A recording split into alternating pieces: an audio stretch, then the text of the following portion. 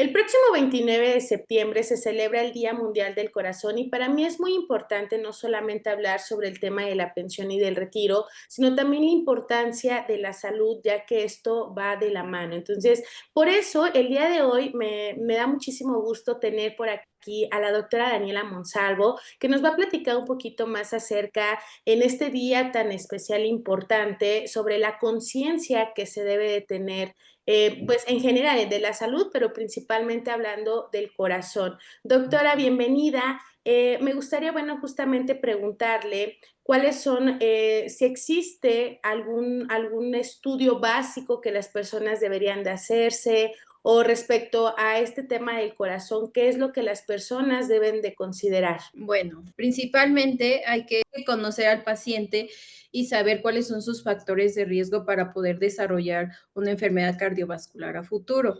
Empezando por el monitoreo de la presión arterial, que es muy importante porque esta nos puede derivar, es un factor de riesgo importante para dar pie a otro tipo de enfermedades y complicaciones. Como es una enfermedad silenciosa, sí es muy importante tener un control del paciente y en consulta para que podamos determinar si tiene riesgo o no tiene riesgo.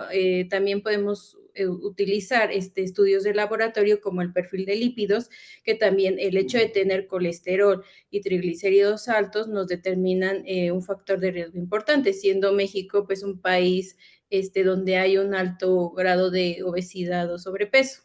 Ok, en este sentido también preguntarle cuáles son las enfermedades más comunes del corazón en México o en general. Bueno, generalmente es cardiopatía isquémica, son los infartos, la insuficiencia cardíaca, las arritmias y la hipertensión arterial, que como tal, ese se maneja como un factor de riesgo para desencadenar otras enfermedades. Ok, entonces justamente para las personas que pues, lleguen a ver este contenido, ¿qué recomendaciones o qué es lo que ellos deben de poner atención?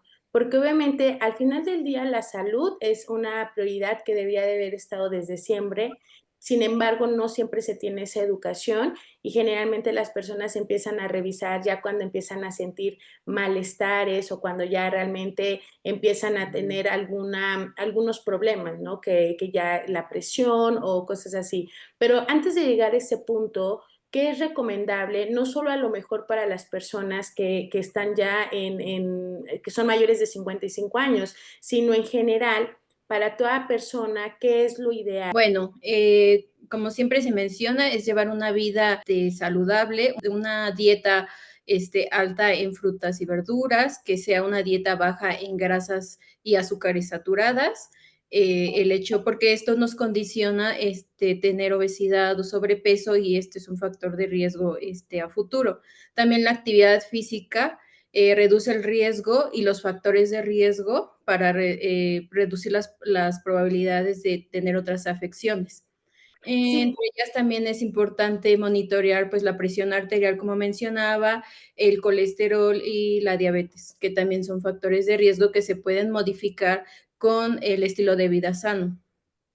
claro, y en este caso vamos a imaginar, hay 3 hábitos sencillos que usted me pudieran mencionar, que a lo mejor las personas pudieran empezar a hacer, para poder fortalecer su corazón. Bueno, como se menciona, es la alimentación sana, que es como la base, el ejercicio, una actividad que moderada, dependiendo la edad del paciente y los requerimientos, tanto puede ser la nutrición como el ejercicio, se da de manera personalizada y los hábitos como fumar y tomar, pues sí, también de preferencia restringirlos porque eso también nos condiciona pues enfermedades. Claro, por ejemplo, ahí me surge a mí la duda, si las enfermedades del corazón en México o a nivel mundial, si usted tendrá el dato de si las enfermedades de corazón son más propensas después de cierta edad o a cualquier persona le puede llegar a pasar.